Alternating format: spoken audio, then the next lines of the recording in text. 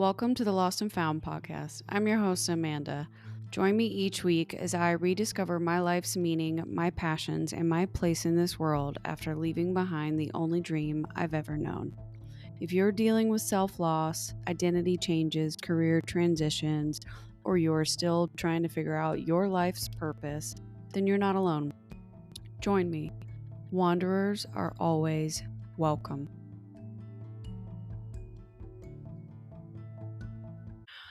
All right, everyone, welcome to the Lost and Found podcast. This is your host, Amanda. I'm so excited to have you here. We have a brand new guest episode for you coming in today, and I'm really excited for you to learn all about Randy Lyman. He is someone who has lived on both sides of success, the external and the internal. He is an entrepreneur, inventor, author of The Third Element. He has built multiple multi-million-dollar companies, earning patents and being featured in the Inc. 500.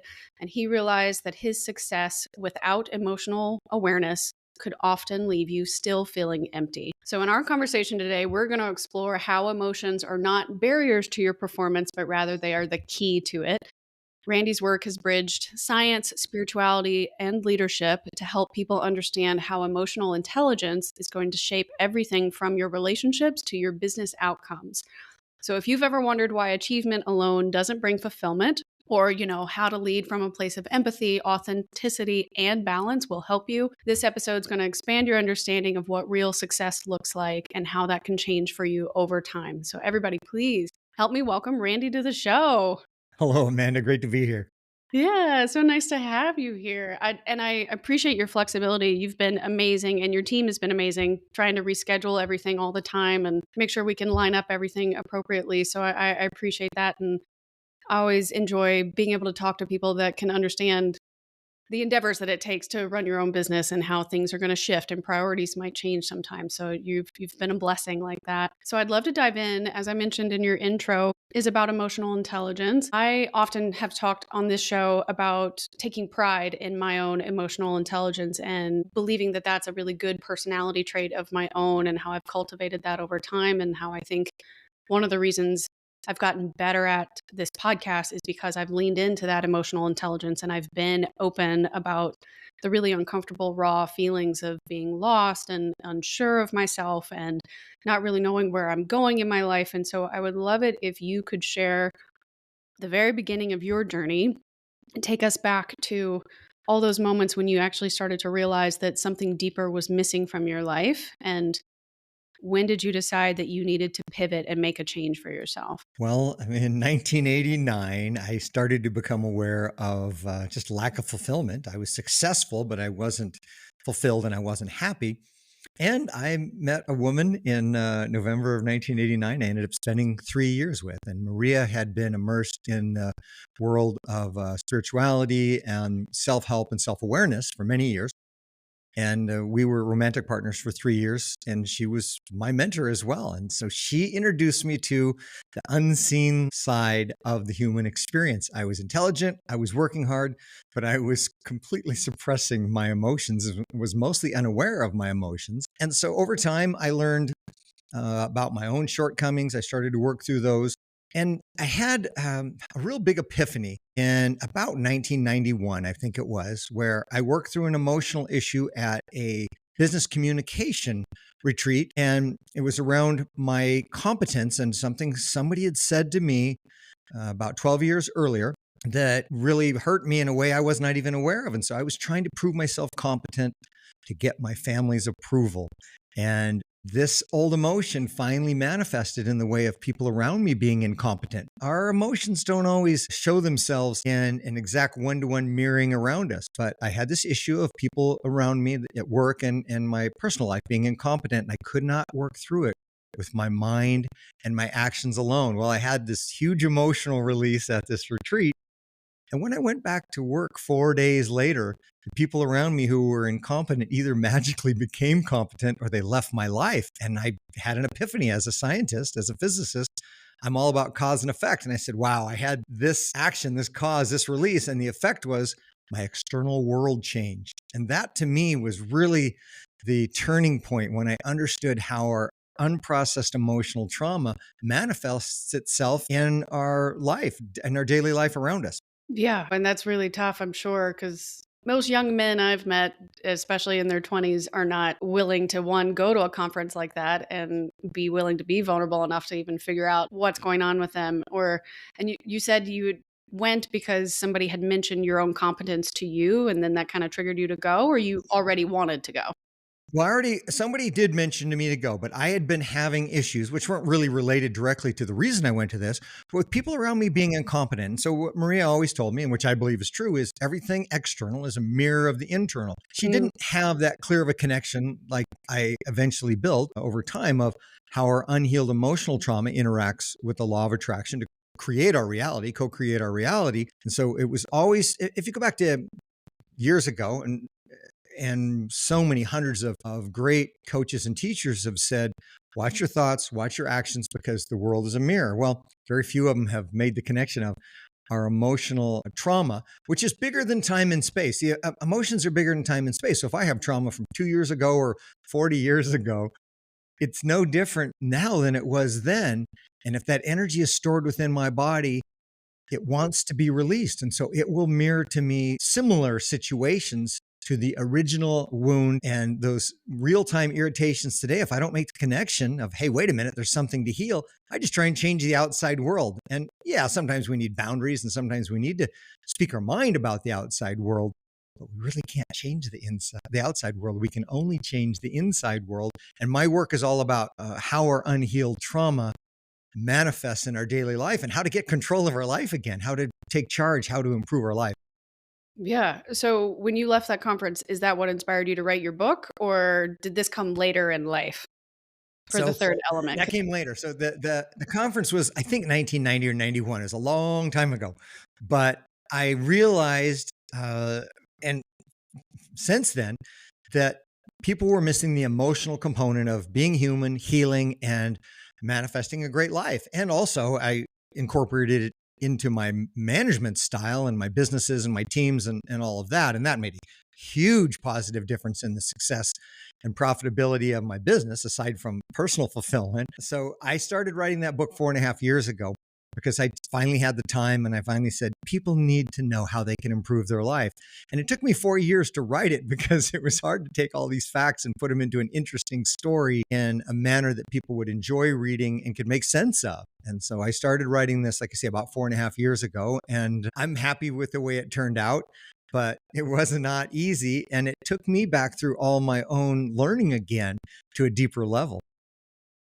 Yeah, I like that. I haven't had anyone on the show yet. I've had some people talk about, like the arrival fallacy and manifesting and, how to create affirmations or activations that are specific to you that'll help get you closer to that other parallel universe. The future version of yourself does exist out there, but you have to kind of bridge the gap between your reality now and the reality that you want to create.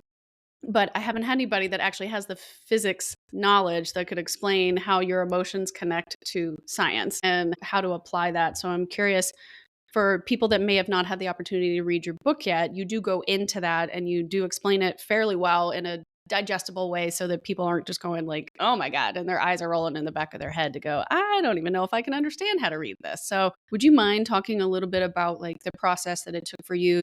You went to that conference, you had this emotional awakening, and you leave.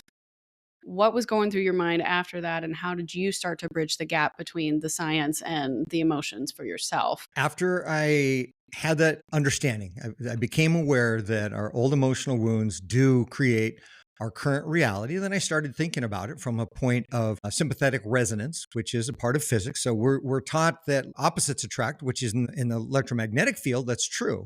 But at a deeper level in science, at a nuclear and subnuclear level, resonance is what matters. Things that vibrate similarly are attracted to each other. And I realized that our emotional wounding that we hang on to, our emotions that we don't let flow through us and release, that energy that's stored in our body wants to be released. And so that energy resonates at a particular vibration. We can't measure it, we can't write an equation, but we can become aware of, wait a minute, I just got cut off in traffic. And if I'm really fortunate and I dig back deep and I can make the connection, maybe in the 8th grade, I was trying to speak and the teacher cut me off and I was embarrassed while I was sitting next to a girl I had a crush on.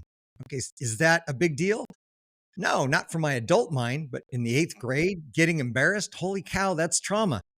And getting cut off in my speaking, getting cut off on traffic, is that a one-to-one relationship? Or can I write an equation and say, oh, yeah, this is exactly what it was? No. But the nice thing about emotional healing is we don't need to understand the original wound. We just need to feel the emotion that's starting to come up today. So if somebody cuts me off and I'm pissed off, okay, why am I angry?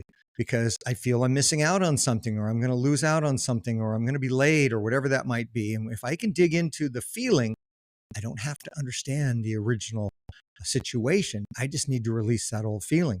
So when I became aware of this, then I started looking at everything in my Yeah. direct connection. But I could always find a way over time as I built tools, and I share this in chapter 7 about 14 different ways to get in touch with the old emotions and work through them. As long as I could get to the feeling and feel the feeling completely and release it, then my external world changed. And so that's been my focus for 35 years is how do I become aware of the irritations, turn them into gifts, and work through that emotional energy that's behind the current day irritation. Yeah, and for anybody that may have not tried these types of steps before, or they're new to building their self-awareness in general, what were the steps that you took that kind of gave you your initial aha moment or your initial realizing of, oh, I have a wound here? How did you get to that wound? Because sometimes they're buried way deep, and kind of like what you said, the jump is really far. I'm in traffic, but I'm angry because of something that happened in middle school or high school. That's a long, long time ago. Especially for me, it's a long time ago. You're young. Well, in general, like, I have that a lot on the show. I'll be interviewing a guest, or they'll ask me a question or something, and I think I know what the answer is, but then, like, the internal, like, the intuition will come up and it goes, "No, the answer is this." And I'm like, "I don't know why that's the answer, but here's the answer." Like, and it's connected to whatever it is that happened in the past, and I'm really grateful for that opportunity here to talk to people that can register that in themselves, but also help me register those types of things too. So if you don't mind explaining, I think in your book, you call it the 7 steps or the 7 layers of That's questions to one ask. Yeah, that's one of them that's really effective. The first part is, am I willing to re-experience the emotional pain from the past? Am I willing to open Pandora's box? Now, Pandora's box has old emotional wounds, and it also has happy memories. It has more joy and love in today's world when we Yeah. become aware of our emotions. But I can speak to my position as a man.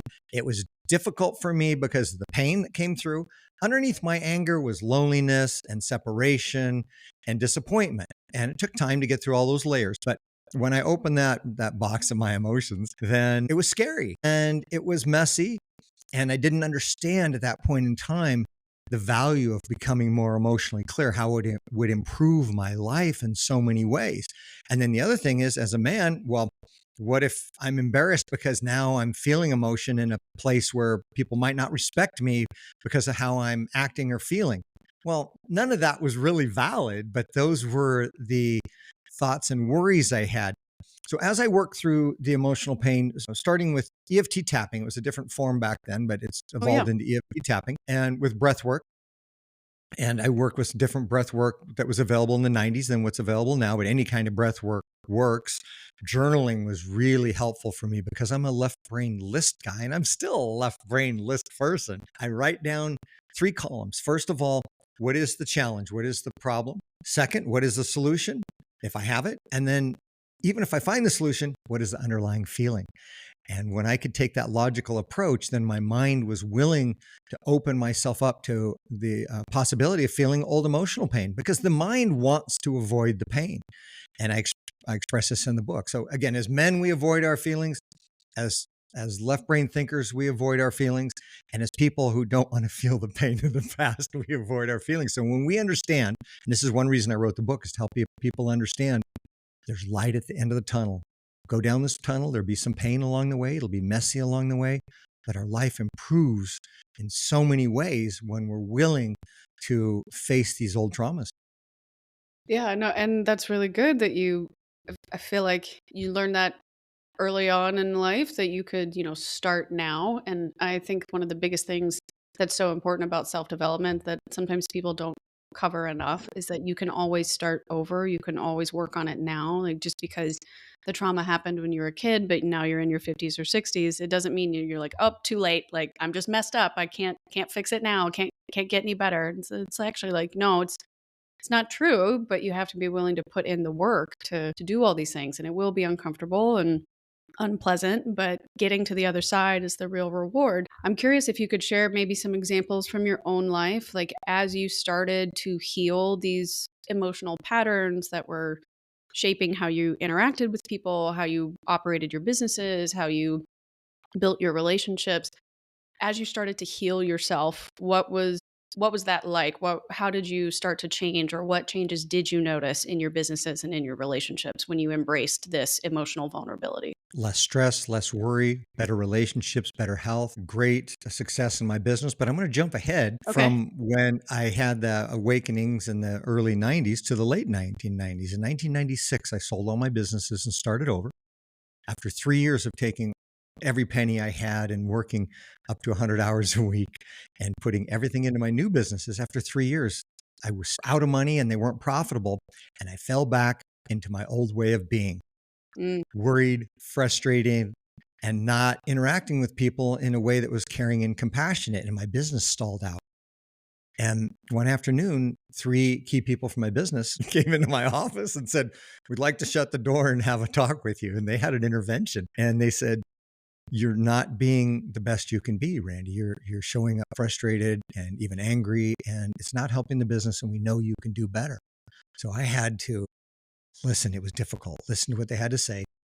And they said, "You go home and think about it and ask your wife." And I did. And she said, "Oh, yeah, you're falling back in your old ways. You need to make some changes."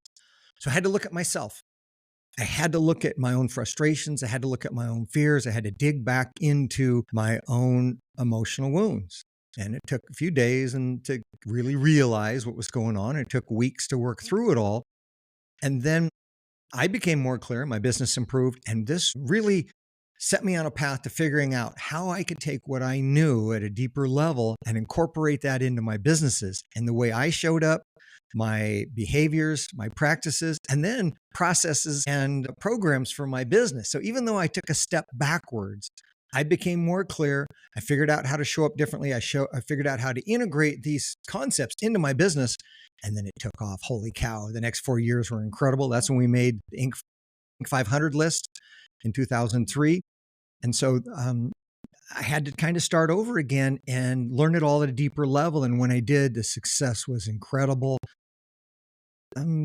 Just being able to show up at work and see people working together and not have to micromanage, and to see people enjoying their work, and for me to enjoy my work at a deeper level. That was really the reward of that, taking a step back and applying what I knew again to myself and to my business. Did I think that it's really great that you were able to tap into that and to receive the what could have been a very confrontational conversation, to receive that in, input in a way that you go, all right, it's three people that I trust, three people that I know hopefully are people that would tell me the truth, right? To your face. And today's the day where they did it, but you received that information and go, okay, I need to do something with this, because if I keep going down the path I'm going down, I might lose everything, right? It might cost me a whole lot more than what I was willing to risk ever, right?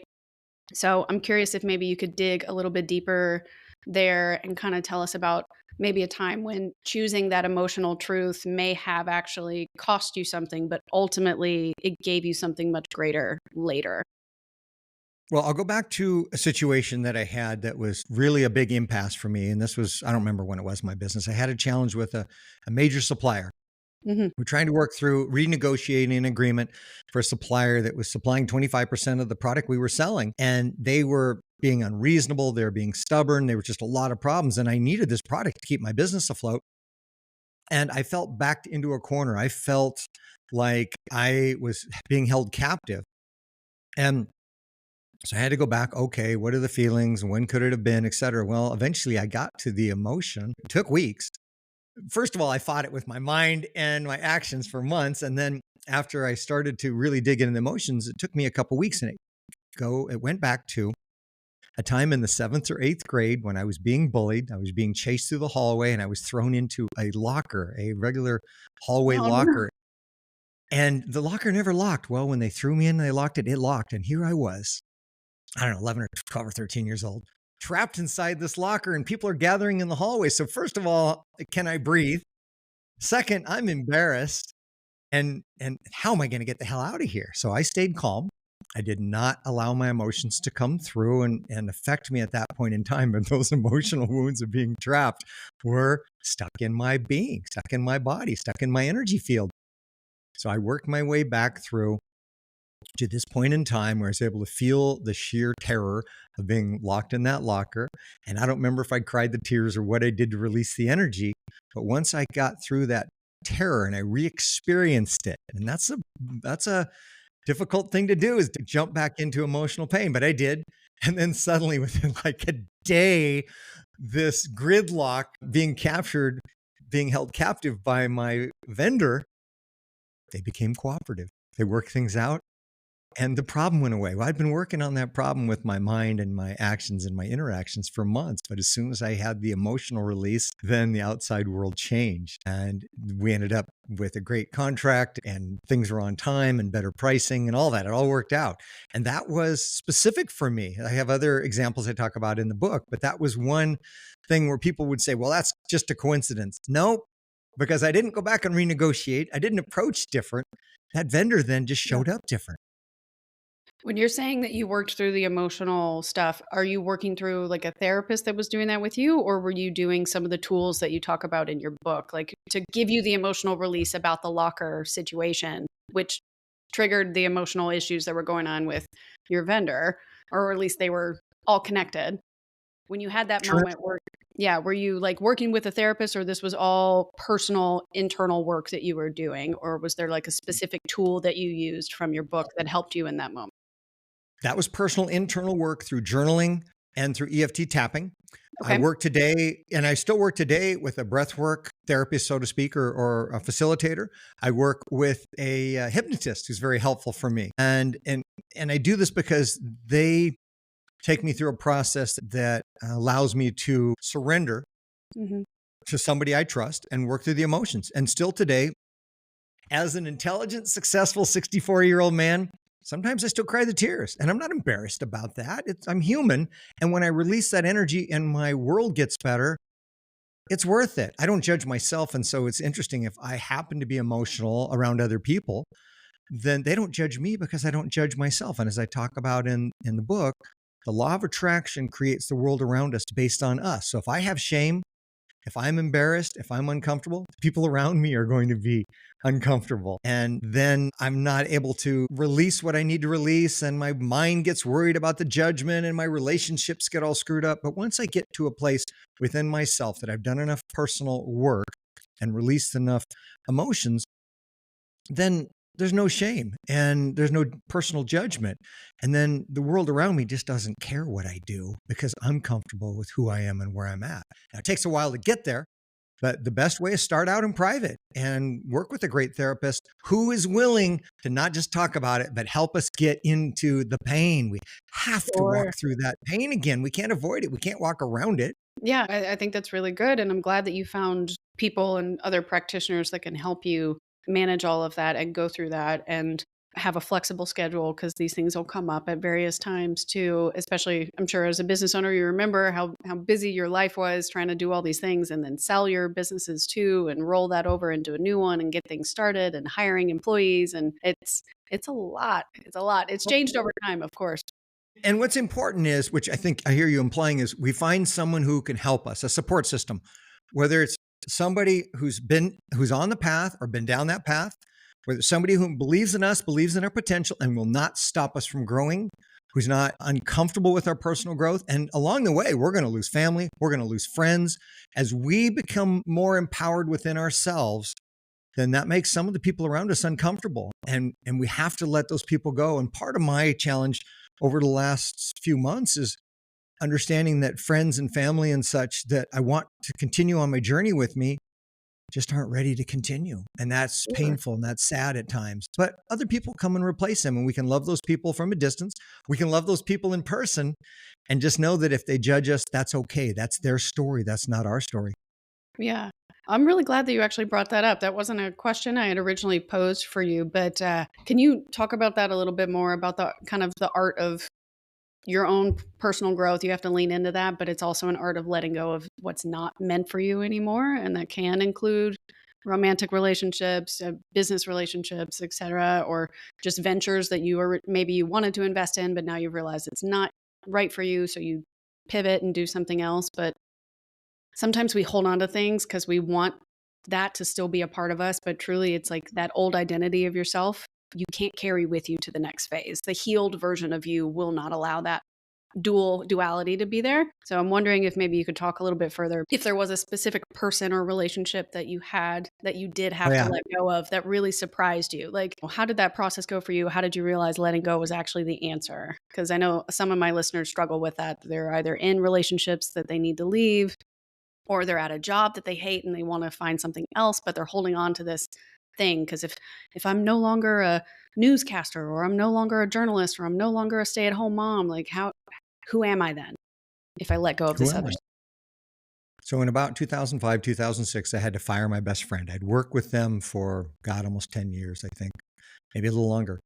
And they were going through changes in their life. They're about 30 years old, where they had to decide, are they going to take shortcuts, or are they going to just dig in and do what's right? It's what astrologers would call the Saturn cycle. It usually happens between about 28 and 30 years old. So this was absolutely my best friend, strong connection, supported me in so many ways. I did everything I could to support him and his family. And his ego got in the way and started having a negative effect on my business. So I sent him to counseling and like remote for a week. And then he came back and we did in-house sessions and such. And he could not let go of his approach, which was not healthy for the business. And it was really sad and difficult for me to let him go. And in doing that, better people replaced him and he found his own way. And I worked through my sadness around earlier family issues about having to let go of somebody who I really loved.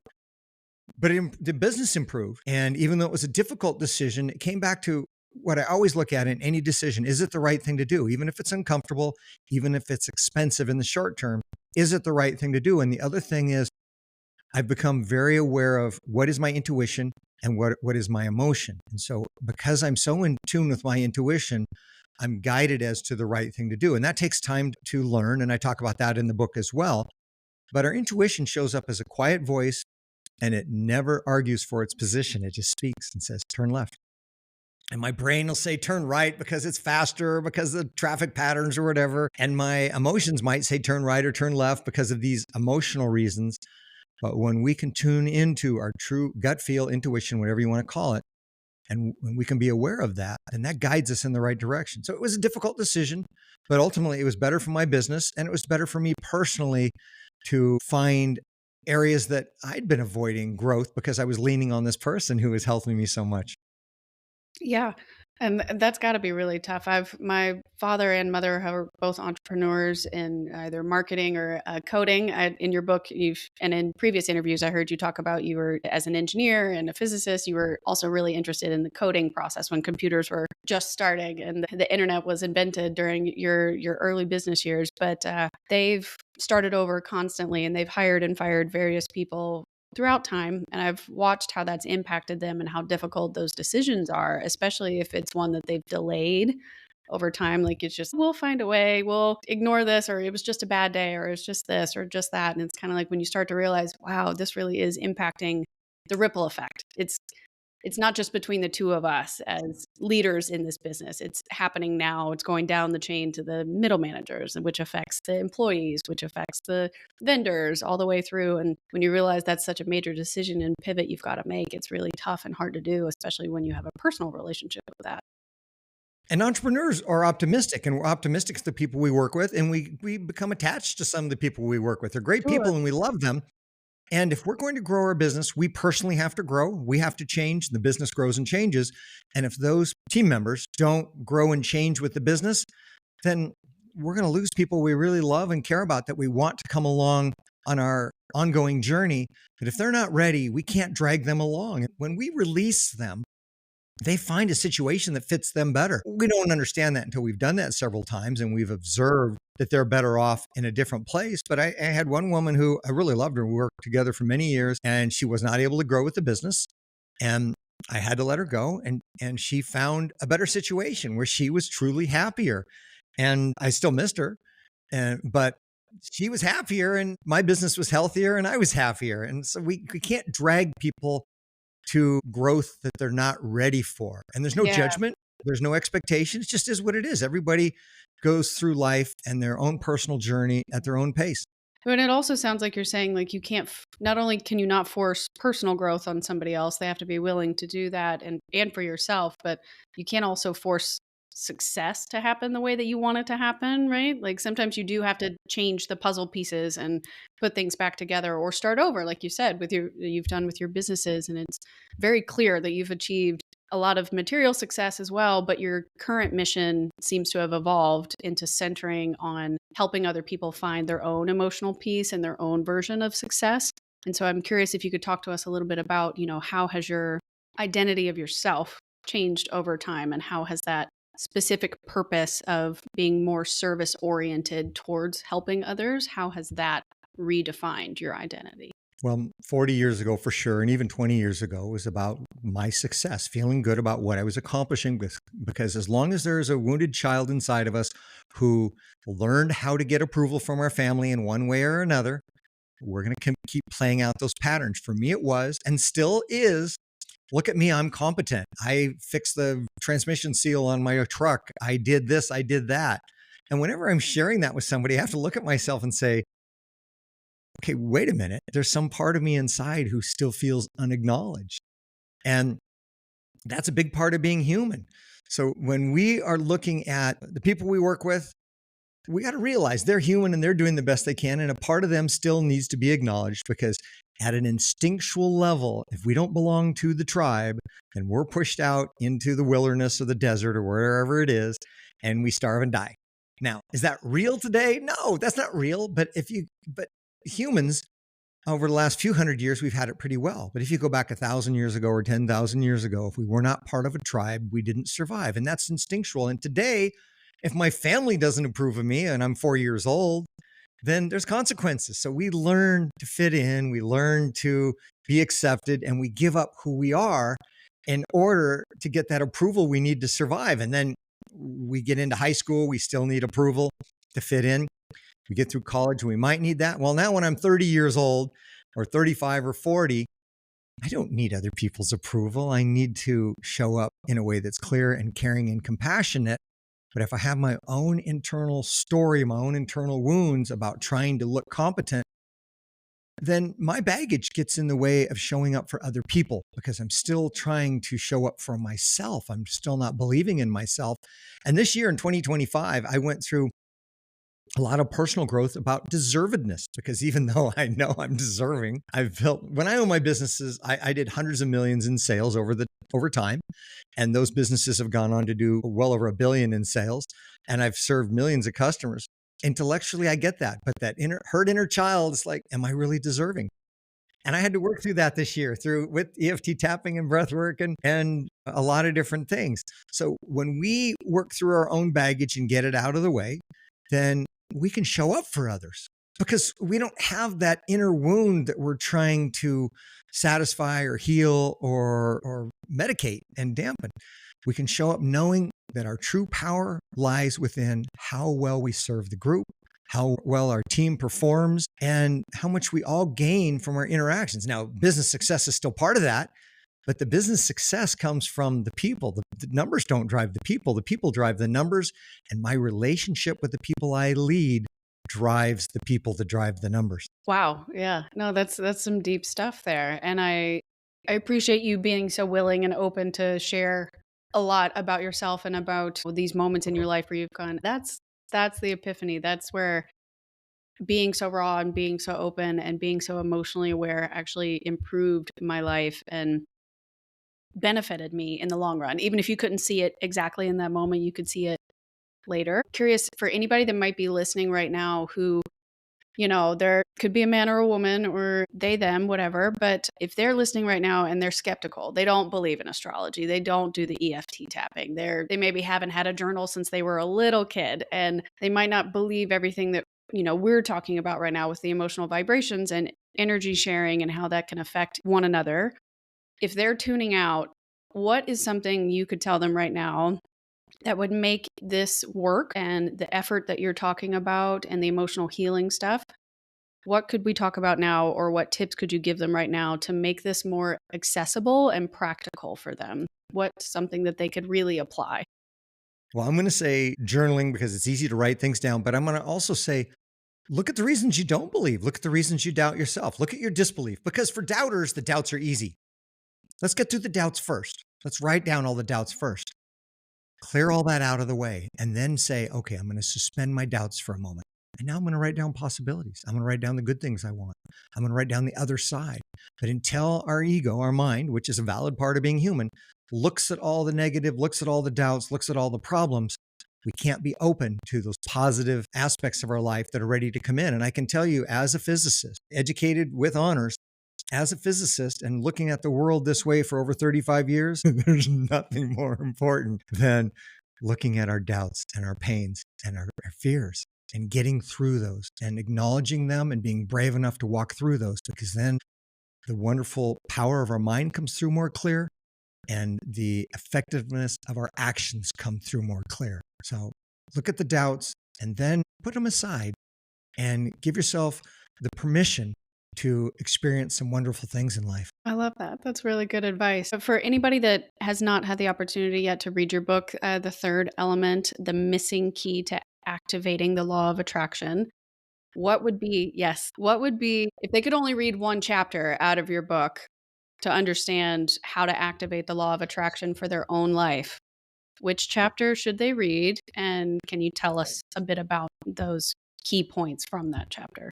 Jump right to chapter 7, because in chapter 7, I talk about tangible ways that people can address their emotional challenges easily, without pain and without drama, and things that makes logical sense that they can start incorporating today. So jump right ahead to chapter 6 is really good too. But chapter 7 has tools. Chapter 6 has some good explanations. And you don't always have to read a book front to back. Jump in wherever it feels right. Trust your intuition and open the pages and see what's there. Oh yeah, I like that. Yeah, you don't have to read it front to back. I've never thought about that. I've read all the self-development stuff that's behind me normal left to right, but you're exactly right. It doesn't really matter. Nobody's watching me read the book, so that makes sense. This show is called the Lost and Found podcast, and so we often talk about feeling stuck and being in a moment in your life where you really don't know where to go next, and you don't really know, you're having trouble being okay, being in that lost moment because you kind of feel like this is never ending. When am I going to figure it out? When am I going to get to the next place or the next step or the next evolution of my life? And we really struggle with that. And you want to just hurry up and get it over with, but you can't always do that. So when you are thinking about helping someone who feels stuck either in their head or in their life, what would be the first step that you would offer to them or encourage them to do to get out of that kind of headspace? Let go of the need for perfection and give yourself permission to make mistakes, permission for the process to be messy,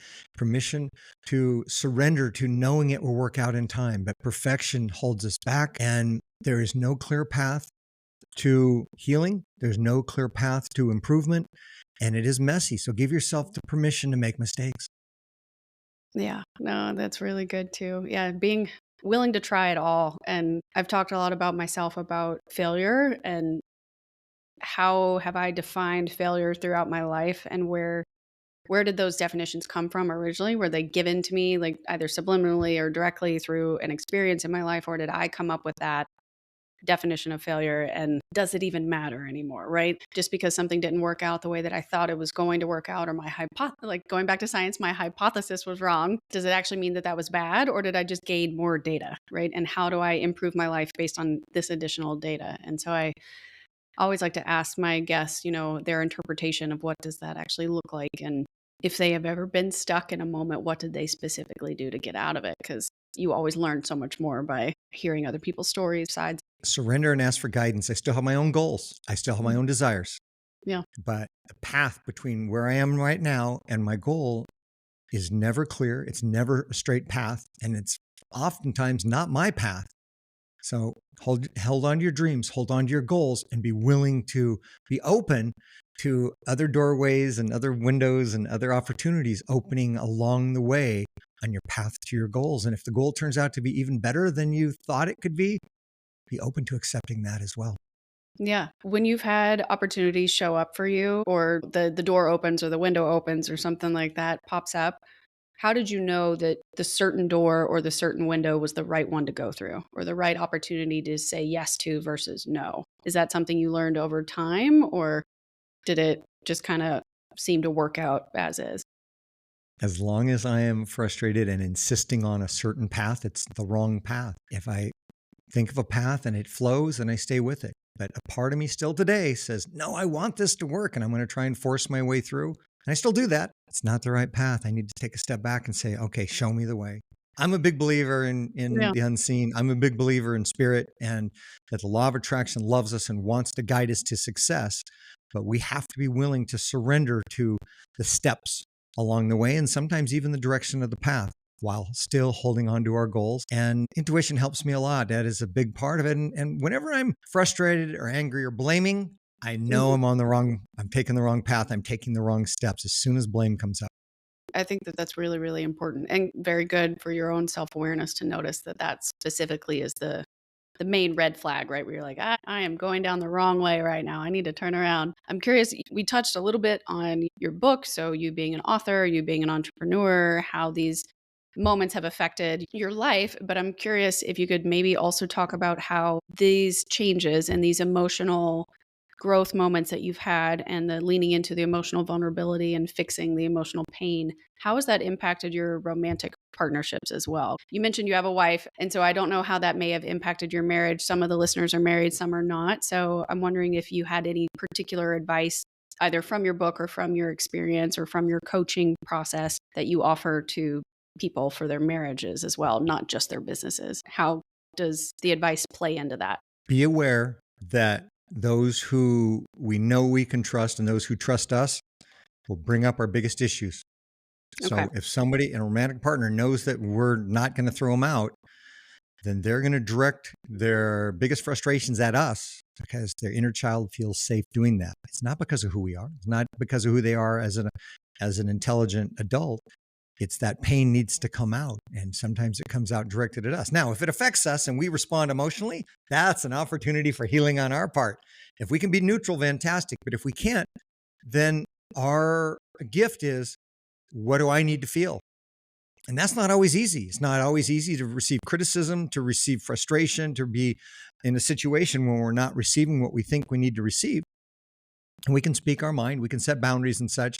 But if I have any frustration around the way somebody is interacting with me, especially my spouse, then it's an opportunity to look at me and to change myself, because I'm not going to change them.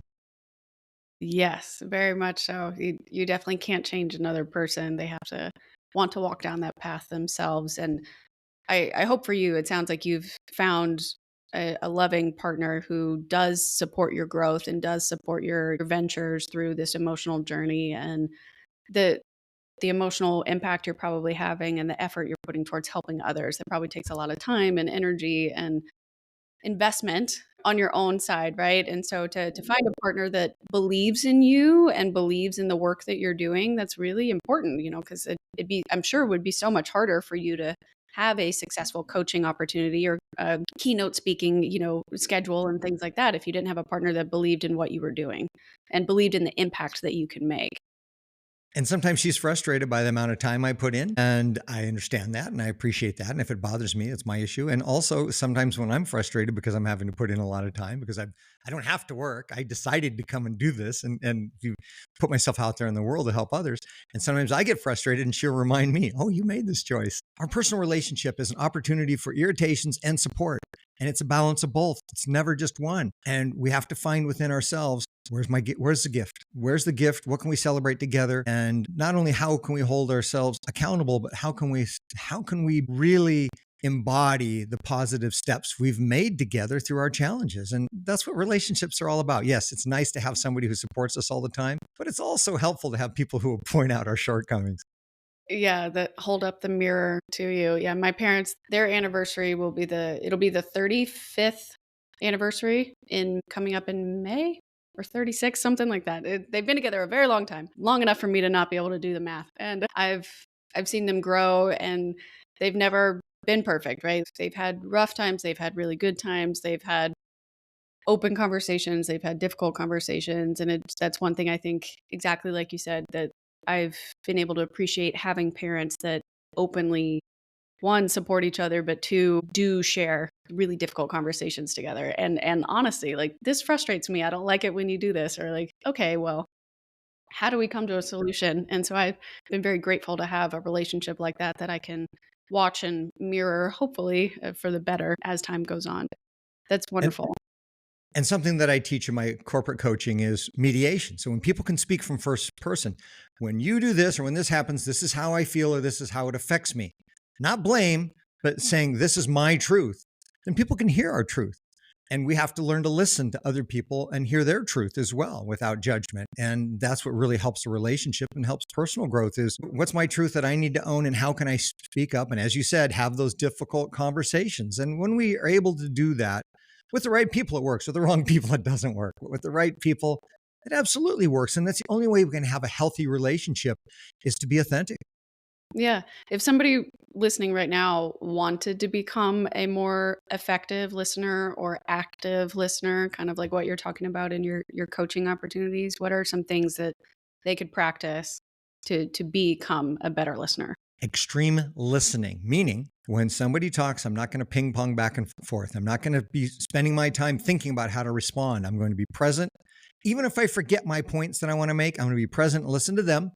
And when they finish, I'm either going to give a big pregnant pause and give them the opportunity to speak more, or I'm going to ask them more questions. And I'm going to let go of my need to respond intelligently because that's not as important as them feeling like they've been heard because they're never going to hear me until they know I've heard them, until they know I'm there for them. So I still do it. I try and, I've got this perfect comeback and I'm holding on to my comeback while they're talking and I'm not listening.